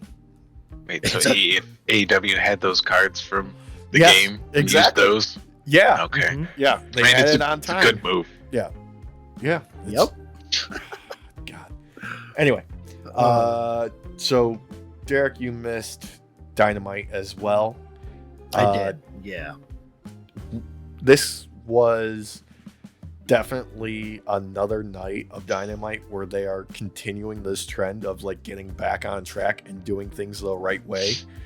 Right off the bat, we had a surprising opening with Max Caster doing his like open challenge best wrestler alive thing to be faced by Hangman Adam Page, who just comes out there and fucking murders him. Vengeful, angry Hangman. Beautiful action. Nice change of pace from our usual like Dynamite openings where it's just like a crazy like explosion spot fest randomness, like get people on their feet. Like this is more like, oh no, we're just gonna give people something that they want and a very short fashion. Really great character work with Max Caster running away initially, going through the crowd, and Hangman chasing after him. I mean, he's crazy, I get it. Yeah. But once again, just cementing Hangman's the protagonist of AEW. Like people were 100% on his side from the jump. Cowboy shit chance, all of that. Definitely building on that tease of him turning like full blown face again. But it's Hangman. He's got layers. There's confliction in him. All of that. He's still angry. He's still pissed off. He's still ready to burn shit down. He's the Thomas Jane Punisher of AEW. Yes. Another surprising match was we got the. I don't know where I came up with that. Just rolling with it. We got just rolling with it. Yeah, trios titles, Death Riders versus Undisputed Kingdom. Fucking you wouldn't expect it, but fucking Undisputed Kingdom was kicking ass and had support. The whole like thing, like they are like clicking in places where like it just didn't make sense, but they pulled it out and just made a fucking hell of a fucking match, dude. Oh hell yeah. Yeah, like on paper you would have been like snooze fest, Death Riders, Undisputed Kingdom. I don't give a shit about either one of these groups, but they fucking turned it up and just got you invested. Oh hell yeah. Yeah. Then we had another trio action, Samoa Joe, Hook, and Shibata. going up against fucking Aaron Solo, John Cruz, and Rosario Grillo. Just a fucking squash for these guys. Really just a squash for the announcement of their trio name is now the Ops. That's what they said. Yeah, that's what they settled on. Oh, The Yeah. Ops. Mm-hmm. yeah. Yeah. Yeah. Then there was some learning tree bullshit that got saved by Powerhouse Hobbs showing up and kicking ass. Just fucking rad shit. And then we got Some Bandito action, I see. we got some Bandito action. Bandito's money. Then we got, this was to lead into Grand Slam, but we covered that earlier. So just some fun shenanigans with Cope and Jay White jumping Moxley with a steel chair so they could steal the briefcase that has the title in it. And that comes into play later on. Really can't miss match MJF versus Dustin Rhodes. Dustin Rhodes tapped into that, fountain of youth that Sting found during his final run and is just making the most out of everything. Continuing that trend of old men wrestling like they shouldn't be able to do things that they do, but they do it anyway. You missed that earlier, Walsh. We were really highlighting how your age adds a multiplier to the crazy factor of anything you do, and for some reason they still amp it up to a fucking million to do super crazy shit. Use every last little bit. Yeah, For real. It's that old hidden trend in video games of your last 20% of health is actually double the first 20%. That's where Dustin Rhodes is at. He's at that last 20% that just keeps extending, and then he's doing Doom Eternal finishers on everybody to regain more. He's in his Master Roshi in the Tournament of Power or whatever it is mode. I will say, where you get that giant fucking Kamehameha from him. This is a must watch. This is up there with match of the year contenders. MJF versus Dustin Rhodes. Yeah, they put on their working boots and went out there. And then fantastic bit of business at the end here with MJF getting the win and being a fucking massive prick. But Hangman Page comes out to interrupt him, and just the pull apart brawl was insane. They were just going at each other like crazy, and they were pouring all the security out there to break them apart and whatnot. And Hangman gets dragged backstage. MJF goes to grab a mic and just fucking gloat, and then Hangman comes flying back from behind the stage and just running buck wild shit. Hell yeah. Just have hell yeah. Yeah, we're getting these two on Dynamite this week. Obviously, we're building towards a match at Revolution. I'm praying we get a Texas death match between the two of them in the near future, because that's gonna just hit like crack. Well, you can't really blame MJF for not knowing this because of him being a Northern Yank. Speaking from experience. But when you call a cowboy, a good old Southern boy, a coward, they don't keep walking away. No, you just made an enemy for life. For real. You wanted to see crazy eyes? Call a cowboy a coward. You're going to see some real cowboy shit. Yeah, I completely skipped over the backstage that led into this, where MJF was being interviewed by Renee, and Hangman, you just hear, out! Get out. This is my time for an interview. And MJF comes at him with oh, Hangman, there you are. You smell pretty good. I didn't know Jack Daniels made cologne. And Hangman just perfectly responds with 5 years. That's the best you can come up with. And then MJF turns up to 11 and just cuts the promo of his fucking life on Hangman. This is another must watch segment for me. Yeah, just I can't even replicate how good he hits all of his marks in this point, both building up Hangman as a threat, but also tearing him down, and also just laying into all of the reasons that they should hate each other. It's perfect. Okay, so this is all set up for a great lead-in for a great rivalry. Oh yeah, absolutely. And then we got Megan Bayne in a squash match against Maya World, don't know her. Just really just showing off Megan Bane's a big powerhouse woman.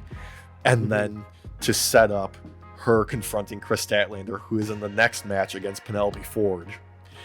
And yeah, it like neither one of these are really like standouts. I mean, obviously Chris Statlander's fucking money and an ace in wrestling, so hers a little bit better. Penelope Ford's got more experience, but really just so they could set up a surprise attack by Penelope Ford after the loss for Megan Bayne to come out there and jump her and hit her with an F5 on the outside to set up a big ass hoss fight in the future. Oh hell yeah. Yeah. And then just another amazing tag match. We got Hurt Syndicate versus the Returning Guns. Just, dude. Okay. Hurt Syndicate, if all they're going to do with them is have them come out there and kill people, I'm here for it. Like, it's just fucking rad. Like, the Guns, like, don't get me wrong, they didn't just get their ass beat. Like, they had, like, their moments where they got some offense in and they were, like, using their speed in order to get, like, the upper hand. But just these fucking Bobby Lashley and Shelton Benjamin just fucking look like killers out there. And then, you know, after they get the win, we get a tease with Lance Archer and Brian Cage. Just a big old hoss fight coming up. Like, tag team division in AEW is turning into a hoss division. I'm here for it. Just giant dudes doing dangerous shit. I am A-okay with that because, like, sometimes you got to go back to old school and just get, like, just big beefy dudes just meeting it up on each other, dude. Yeah. I'm here for it. Yeah, and then they close out the show with some more, like, Death Riders, Copeland, Jay White action, just for the sake of it. Kind of silliness. You know, not that important. Just it was to lead in the Grand Slam. That's all it was. Understandable. Yeah. Understandable. Smackdown, however, can I say the disrespect for Corey Graves is absurd? Because Joe Tessitore was not there, so they called up Vic from NXT to fill his spot, and not Corey Graves, who was salty a couple weeks ago about getting sidelined over to NXT as the third man, and is now not even on the replacement roster for SmackDown when somebody calls off. It is so mean. Oh, it hurts. I laughed my ass off because not only did I not know who this guy was initially when he popped out, but we didn't see him, like his face. Like me and Christina weren't paying attention, and she was like, "Who is this small child talking?" And I was like, "What?" And I turn around and look, and it's this guy, and I'm like, the guy looks like he's like 12. Yeah, let's be real. He looks like a baby. Yeah, he looks like a little kid in his dad's suit. That's what he does. Yes, literally, yes. And don't get me wrong, I understand, Corey, like, you know, you shouldn't talk shit about your own company you're working for and throw some smoke if you didn't expect some fucking shade to come right back at you. Yeah. I both do and don't feel bad for him. Like, I do because, like, I want him to succeed because I would have preferred him to be the one to cover. But this kind of level of petty shade was really funny to not watch. So you had a literal child come out. Hey, I'm just glad they didn't replace him with Booker T. Okay. I'm sorry, Booker T needs to be caged up, man. He is too horny for his own good. Yeah, the sounds that come out of him during NXT is absurd. That's why he shouldn't be at NXT anymore. They need to give him something to tone him down. Give him some fucking Xanax or something. Anything. Tranquilizers. Rhea Ripley would fucking smack him, and then that would be the end of it. Yeah. That would be the end. God. Anyway, speaking of a SmackDown. Yeah. The opening segment was that was pretty choice, dude. Fucking Cody coming out there, having some good words, hyping up the crowd, and then there's Drew McIntyre. Just like meh. And then Drew coming out and Cody like, all right, let's walk it back. Let's give it another shot. Try and still like the crowd booing the shit out of Drew was perfect. Yeah, I was gonna say because Drew got smacked down pretty heavily during that portion. In the best way though. It totally worked for me. It was perfect. Oh, it did for me too. Yes, it did work for me as well. I do have to say though, I know others have commented on it like online and stuff, but Rhodes, Cody calling Punk his friend was a little choice. Yeah. Real big quarterback energy, Alex and Walsh. Really hoping that Punk doesn't, make an appearance on a Friends podcast in the near future. Oh, I think that's happening. Oh, maybe. But before we get away, Jacob Fatu coming out there looking like $1 million, like a threat, like he's about to, destroy the whole building if anybody steps at him wrong. Yep. Some choice words. Very well done back and forth, just setting up stakes for later in the night, only to get interrupted by Solo rolling up in his all white suit with the white turtleneck and the fucking chain, and Jacob Fatu stopping Cody and being like, I gotta deal with some family business, was also it's a good bit of intrigue. Like, the characters having memories in WWE is always going to be vastly superior over the old days of like, no, what happened last week doesn't matter. Yeah, like forgetting you lost to someone a week prior, or like forgetting that like a title shot happened. Like, what? Great stuff. Plus, he's just like, he kind of just takes over the screen no matter who he's with. Yeah. Like, Fatu just, like, he's on fire right now. He's on fire. He's on fire. Yeah, he's got it. Whenever people talk about that it factor, show them a picture of Jacob Fatu. He's got it. I wish, though, that when they said I have it, it was always like the it factor and not like chlamydia. Yeah, that's a different scenario entirely. Can I have both? You can. You know what? You're right, Walsh. I should dream bigger. It worked for Ben Franklin. Why settle for one? Why not both? Why not both? Why not both? Yeah. Then we got some fun love for Trish Stratus in the crowd being interviewed by Wade Barrett. Just hyping things up, teasing like, oh, I'm going to be at Elimination Chamber. Maybe I'll just be in the crowd hanging out, or maybe I'll be doing something else. So clearly, setting up something for her. Hopefully, just all the love for Trish because she fucking rules. Yep. Yeah.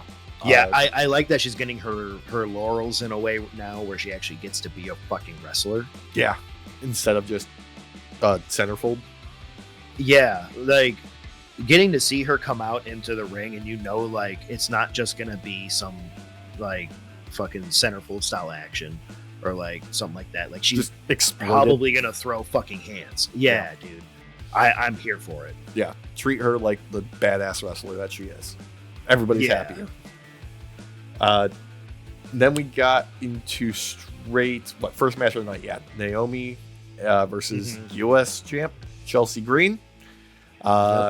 Like we said, this was for Elimination Chamber. Not super happy about these mid-card title holders competing for a brand new title when they just got these ones and they're the first champions when they should be defending it. But the biggest difference that honestly between this match and Valkyria and Bailey's match, thank you, is this one was actually a pretty good match. Yeah, like these two work well together. Yeah, great. Yeah, Naomi and Chelsea work really well together. So like you still got a good match, but it goddamn does it just makes that new belt mean nothing. Like, yep, brand new champ taking losses. Don't like it.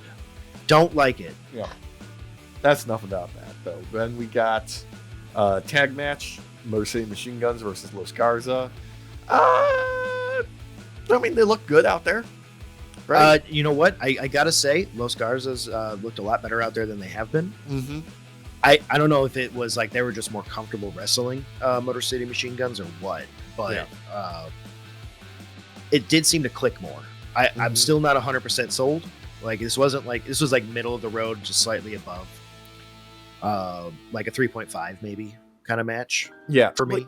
Really, what this goes to show is like WWE should have signed Motor City Machine Guns much earlier, and they would have had a lot more going for them. I'm glad they're here now, but like imagine what they could have done 5 or 10 years ago with these guys. Imagine if not only that, if they decided not to, right, and they still went this route, instead of taking the belts off them as quickly as they took the belts, imagine if they just let them keep the belts for a little while. Or maybe just waited longer to actually strap them up, build them That too. to that first win.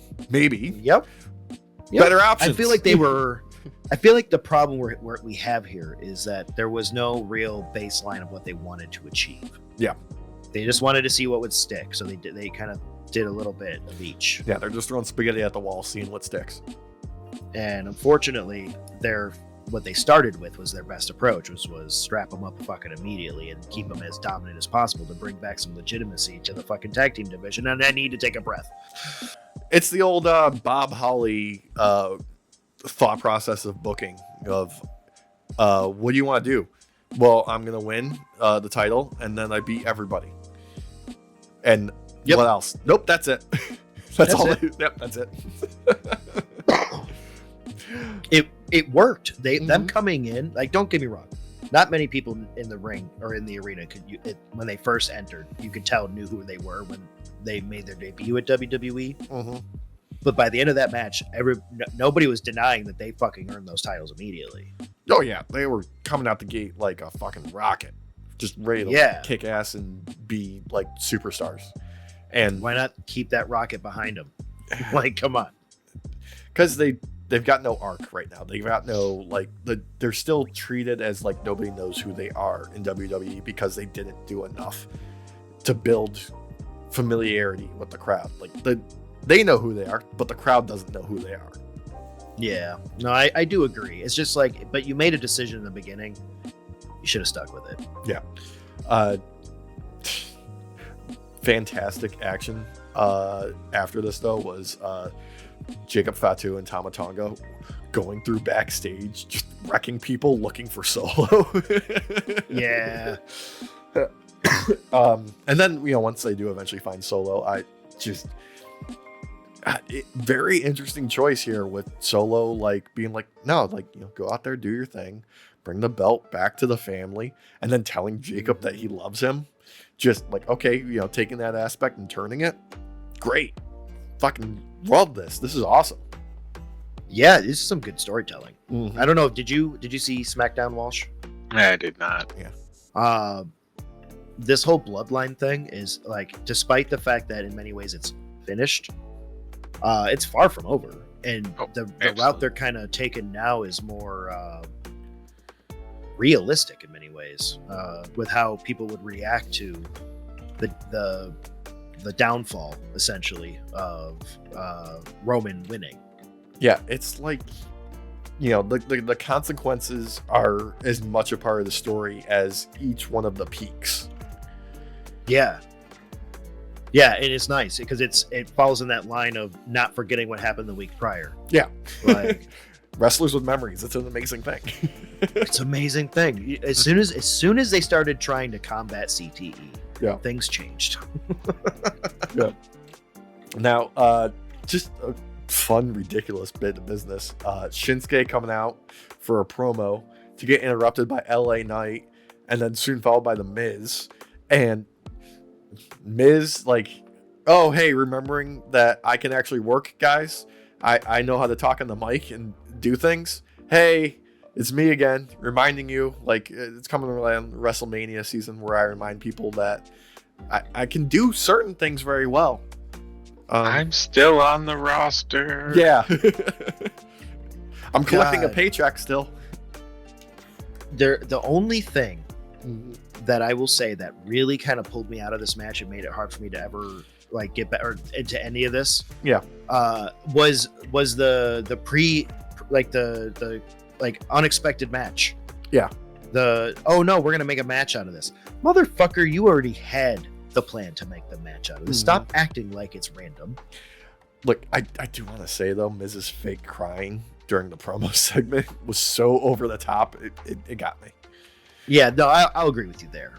What made me laugh even more was him coming out in his like fucking stupid like fucking mixture between like 80s samurai and fucking like 80s metal singer kind of like look for his like I think of it here as Naruto by way of the Matrix.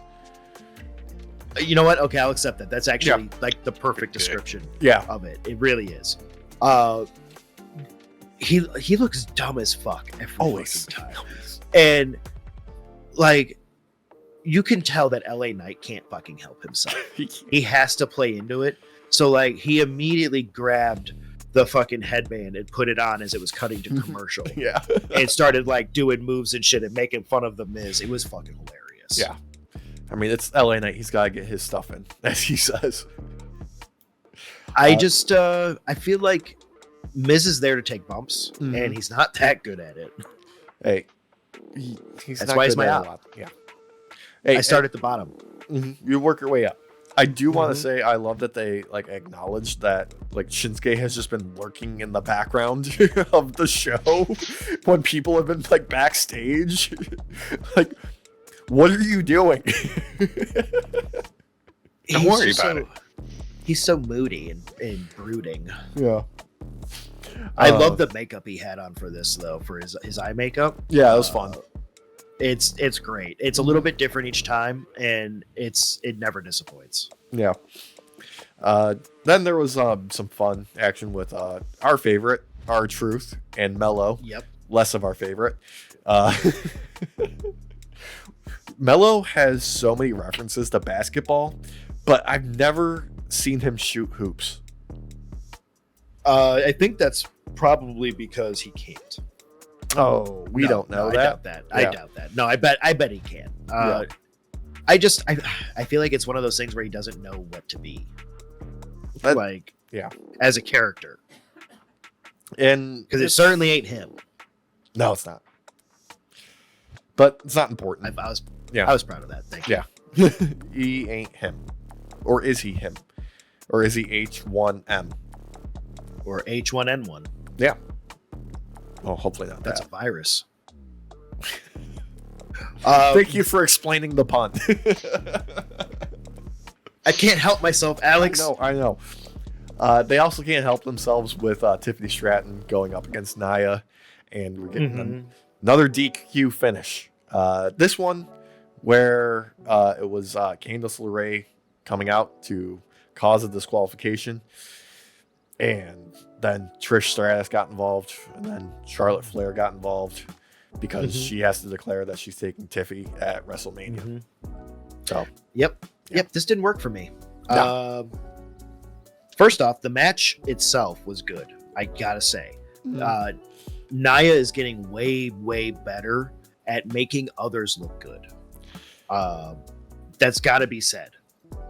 yeah. This was a time to make Tiffy look better, and unfortunately, I have to ask, yet again, like I do every goddamn week, it seems like, why the fuck was Candice LeRae there? Because she just set it up for a loss. Yep. And this was not a time where you needed a DQ loss. You needed an actual straight win to prove why Tiffy is better than Nia. This was the moment, and they didn't do it. I think part of it was just because some of it was a little sloppy, you know? Oh, it was, yeah. But in that sloppiness, though, was endearing to me in the match. Because it was like two wrestlers really trying to figure out how they're wrestling together for the first time. It felt like that. Yeah, that's where like it's okay for like a botch here and there, where like it's who was it? It was Sabu. Sabu claimed that, you know, when he used to do his like from a chair to the top rope to the outside move, he would occasionally slip it up on purpose to give people the illusion that it's more real than it is, type of thing. Okay. Now, he could have with just been that. fucking it up on purpose and trying to cover his tracks. Who knows? It's Sabu. He's a fucking worker. But that, Kayfabe. Kayfabe. That's one of those things where it's like, like you can make sense of a botch here or there by making it feel more real. Like, not everything's gonna connect. Sure. Not everything's gonna be super smooth. Sure. Like, that just sells the idea of like, no, they're, like you said, they're figuring each other out. It should, like, not everything should feel super highly choreographed and like super buttery smooth all the time. Unfortunately, though, Candace, and I love Candace normally, but in this latest iteration, doesn't offer that buttery smoothness nor that real kind of feel. It's neither. It's just, why are you there? Especially because like she caused a DQ, and then like they wait for fucking Charlotte to come out, and she's like Nia's fixing like her makeup and her hair and shit, like Candace's hair, and she's like obviously not mad about the DQ whatsoever, where you would think she would be. A little bit, yeah. So that kind of drew me out of it, and then we get the moment with Charlotte where she refuses to step in until someone opens the ropes because she's a queen. You know, she should not do that herself. Unfortunately, it went downhill from there because I couldn't stop looking at her right leg where her pants kept getting underneath her heels, because it looked really fucking weird because the other one was like stuffed underneath her foot, so you could see the heel. It was really awkward looking. Yeah, and I couldn't stop looking at it. And you couple that with how boring it was of her taunting Trish or Tiffy. I'm not into it, man. I don't see her taking the belt off Tiffy. I don't. I personally hope she doesn't.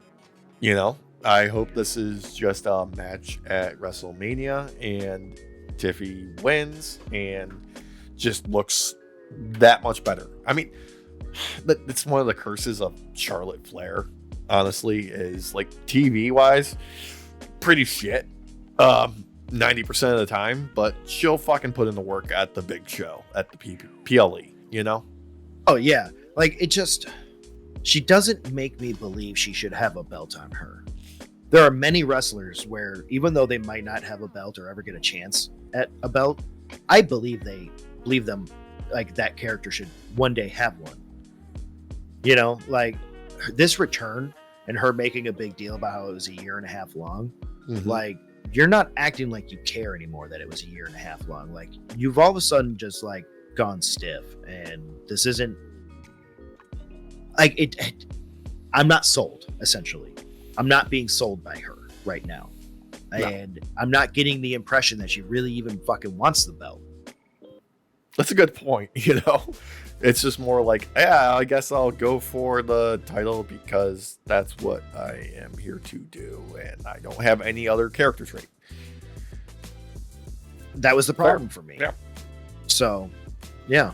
Look, anyway, final match of the night: Jacob Fatu, Braun Strowman, Damian Priest, Elimination Chamber qualifying match.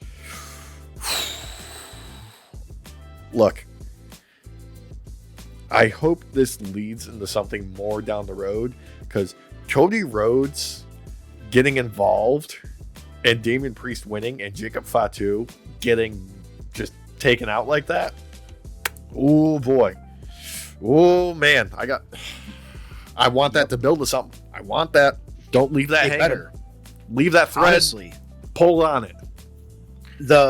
Walsh, I don't know if you've watched Jacob and Cody face off against each other at all, like in like not like a real match necessarily, but like just face off. I don't think so. Jacob gives him a fucking run for his money each time, and there's a way that those two wrestle really well together. It's another one of those like it works really well. Like they're both of their styles, they just mesh really well. And I think that's because of how good they are at wrestling with other people, because the same can be said between him and Strowman. He works really well with Strowman too. If something doesn't come from this, I'm going to be really fucking mad, because then why put Damian over? And not let Jacob take it? Because the whole time we were all sitting there watching this, we were all saying that Jacob had this in the bag. There was no way they were not going to give this to him. And then when it didn't happen, I was colored in a surprise color. Well, what if they have Jacob Fatu take out Damian Priest behind the scenes, and oh no, there's an open spot now. Who do we give it to? That's a good. I could see that. I could see that. And then he has to reface Braun again. I could see that. Yeah. Yeah. Because like my only really real big issue with this match, which was a good way to close out the show, I will admit, was that they just kept kicking Braun out of. Like not giving him a chance to get in the ring. Yeah. Every time he climbed up, they'd kick him again. Again, Walsh, I'm not even kidding you. I'm not even fucking kidding you. You can ask Alex. I know I may seem like I'm exaggerating. I'm fucking not. No, you. Every time. There was only like 2 instances where they let him get back in the ring, and that's because nobody was in the ring. Yeah, that's not hyperbole. He would get up. At one point, he grabs Damian. Damian's about to fucking fuck up Jacob, right? And fucking here comes Braun off from out of camera, grabs him by the throat. Great camera work, by the way. Oh yeah, this is when he was on the rope. He was doing old school Undertaker style when he has Jacob by the hand. He's walking along the top rope. Braun got up on the apron on the outside, grabbed him by the throat. Yeah, I remember that. Great moment. Mm-hmm. No real payoff, technically. Like Jacob hitting him was supposed to be the payoff, but there should have been more in that moment. Like, let Braun look like a fucking monster and take the hits and then do all sorts of crazy shit. Yeah. Instead, he got kicked off the side again. Yeah. Get back over there to the kids' table. It was annoying. And not only that, I think it was that drop where he almost hit his head on the, because the stairs had been knocked off place. Mm-hmm. So, like, the corner was real close to his head. And he didn't connect, but it looked really close. It could have been looking that way because of the camera angle. Yes. Maybe, yeah. But it was well shot. It was well set up. It was still a good match overall. I did like how they're playing Solo now. I kind of like this build-up we're getting with him because he still looks like a fucking threat. Yeah, and especially in the aspect of, like, they haven't made him feel like a complete fucking geek, you know? Like, he took the loss and he's needed time to, like, recontextualize what that means and who he is as a person. He doesn't have the Ulafala. He's not the tribal chief. Okay. Now we get to learn who Solo is now because of this. Yep. I agree. And I'm liking it. I think that this is an evolved Solo. Someone who has a new plan that he wants to carry out. Because that's one of the things I really liked about his like pretender tribal chief was that there was always a plan. It might not have worked out, it might not have happened, but there was always a fucking plan. So there was the illusion of a plan, at least. Yes, yeah, I was at least sold on the idea and concept of a plan. Yeah. God, am I talking about fucking Solo, or am I talking about a very contentious president? Derek, there's no illusion there. There's nothing. There's no illusion. There's nothing. No illusion. Just chaos. Yeah. One other bit of thing before we go. There was some news that The Rock is very pissed off that the news got leaked that he's not going to have anything to do with WrestleMania this year. Oh, God. So now he's going to have to do something for WrestleMania this year. Yeah. God damn it. Yeah. Yeah. Get prepared for, WrestleMania Night 1 being introed by The Rock for 30 minutes where he just kills the whole show and takes all the momentum out of the stadium before they start. Let me tell you the plot to Red 1. Hey, kids, have you seen Moana 2 yet? Did you know I'm going to be in the live-action version of that one, too? God damn it. Yeah. He's going to do it. Walsh has always been a savant when it comes to wrestling. He's going to actually explain the fucking plot to Red 1 and then explain Moana 2. Oh, God. It's going to be like and that. How WWE is just like those two, if you think about it. Yeah. It's going to be just like that episode of Parks and Rec where it's like the election day or the debate for the election and they didn't pay the cable bill. So Andy is just reenacting all of his favorite movies for the people. I know it's a movie about a pig. It's called Babe. You should see it. You should see it. I feel like I just did. Oh, God, it's so good. It's so good. Oh, but all right. Thank you so much for joining us.